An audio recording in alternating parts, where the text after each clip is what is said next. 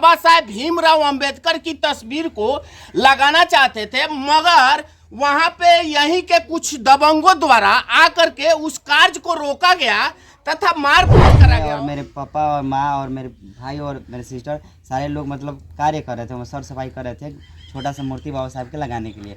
तो उसी बीच हमारे गांव के जब बाबा साहेब का अम्बेडकर का जब मूर्ति लगाने के लिए आप वहां पे गए हुए थे, तो इस बात को लेकर रोकने का मतलब कौन आपको? यादव, छोटू यादव, सूरज यादव, विजय यादव सारे लोग मतलब दबंग ही है।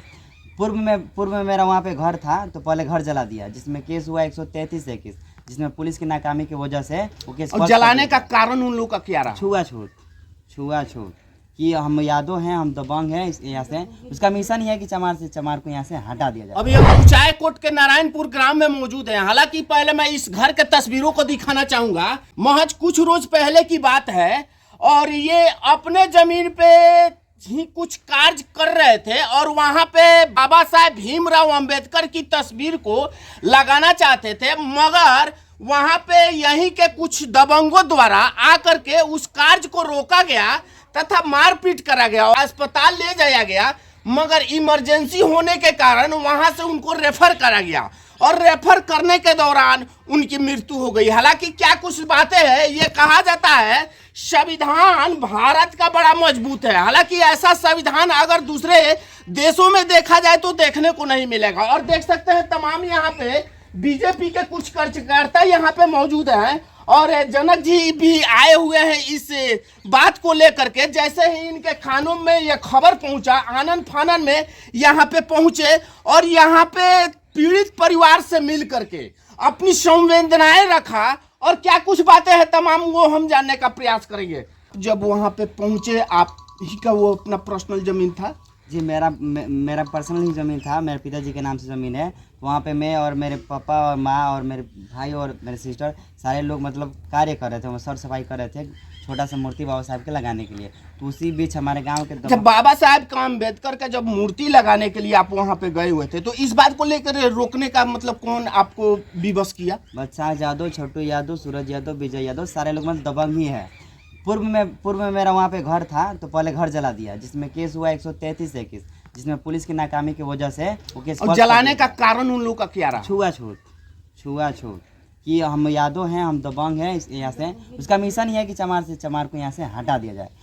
चलिए, ये देख सकते हैं बातों द्वारा जो भारत बदल रहा है, जो आज हम विकसित भारत की बात करते हैं और विकासशील देश की बात करते हैं, वहां पे आज से तकरीबन वर्षों पहले की प्रथा आज भी यहाँ पे दोहराई जा रही है कि छुआछूत की बीमारी, जो कि आज से पहले गांधी का सपना था, अंबेडकर का सपना था, तो कहीं ना कहीं ये तस्वीर उस सपने को चकनाचूर करते हुए नजर आ रहा है कि यही के आज हमारे बीच ही समाज के कुछ लोग जो हैं, जो आज भी उस छुआछूत की व्यवस्था को, विधि व्यवस्था को आज भी बनाए रखे। तो कहीं ना कहीं ये इस बीच समाज के अंतर्गत वैसे व्यक्ति समाज को शर्मसार करता हुआ नजर आ रहा है।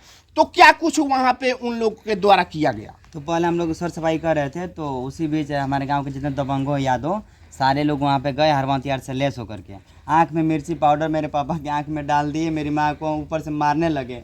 मैं माँ को किसी तरह छोड़ा कर मतलब खींच कर उधर भागा, तो मुझे पीठ पर लाठी डंडा से मारने लगे। पापा को बंदूक के कुंडा से बसा यादव, छोटू यादव, विजय यादव, सूरज यादव सारे लोग मार रहे थे। हम लोग किसी तरह भागे, तो जितने भी और मारते समय बोल रहा था कि कुचाई कोट थाना है वो मेरे हाथ में है। और जो यहाँ के डीएसपी साक्षी राय जो प्रभार में, वो बोल रही थी कि तुम क्या करोगे, ज़्यादा से ज़्यादा कंप्लेन करोगे। तेजस्वी यादव मेरा जीजा है, बोलती है कि मेरा ट्रांसफ़र रुकवा देगी, और तुम जिस तरह तुम्हारे पिता को हत्या कर दिया गया, तुम भी ज़्यादा साढ़े बन रहे हो, तेज बन रहे हो, तुम्हारा भी हत्या करके या 34 के 50 आदमी का साइन करा देंगे। ये घटना प्रतीत नहीं होता है, हमसे बोली है। और उसका जो आवाज़ हम रिकॉर्ड किए तो मेरा मोबाइल छिनवा लिए।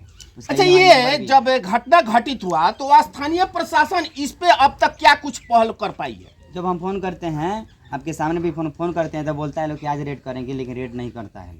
अब तक कोई गिरफ्तारी नहीं हुआ? गिरफ्तारी 2 हुई है, उस टाइम गिरफ्तारी 2 का हुई है।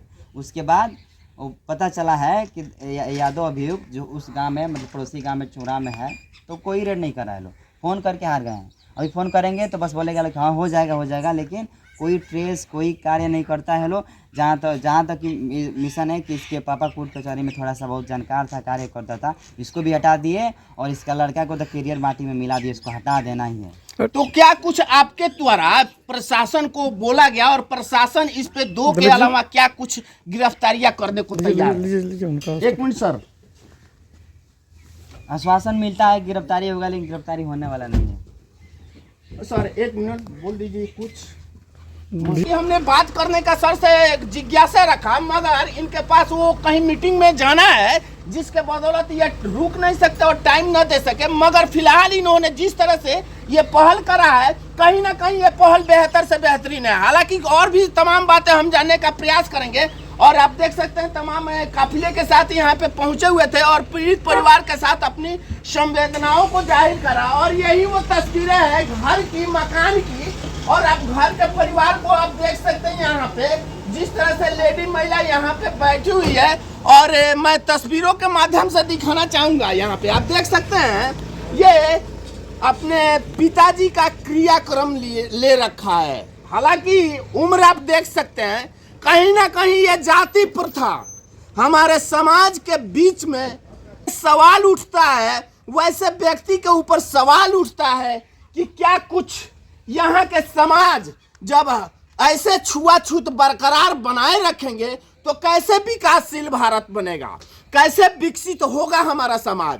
ये कहीं ना कहीं उन समाज के ऊपर एक बहुत बड़ा सवालिया निशान खड़ा होता है कि आखिर जिस तरह से भीमराव अंबेडकर ने भारत को एक नया संविधान दिया, तो कहीं ना कहीं उन्हीं के तस्वीर लगाने से रोका गया और मारपीट करा गया।